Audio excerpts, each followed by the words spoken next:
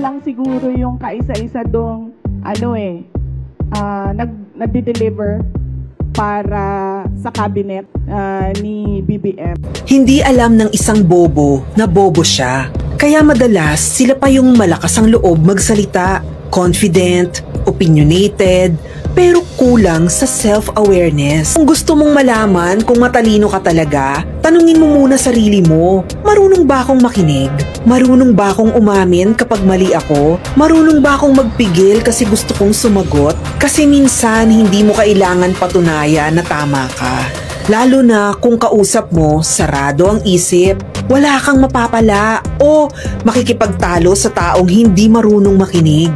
Kaya next time na may makita kang maingay, mapanlait at sobrang bilib sa sarili, tandaan mo ang tao kasing totoong matalino, hindi kailangang sumigaw para marinig. Tahimik lang yan kasi alam niya ang ingay madalas galing sa kawalan. Ang bobo, hindi niya alam na bobo siya kasi wala siyang panahon para magtanong. Abala siya sa pagiging tama. Making your enemies angry, you're doing a good job.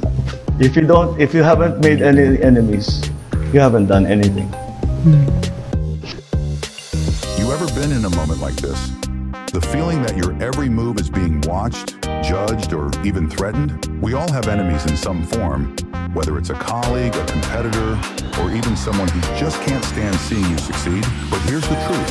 The most powerful weapon you have in these moments isn't your words, your fists, or your anger.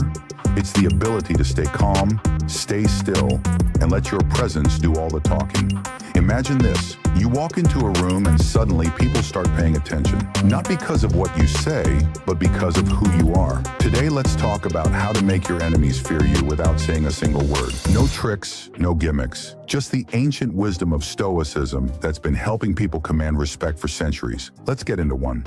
Unshakable calm in the face of adversity. 2, the ability to walk away without looking back. 3, the fearless eye contact. 4, the unpredictability factor. 5, the ability to adapt.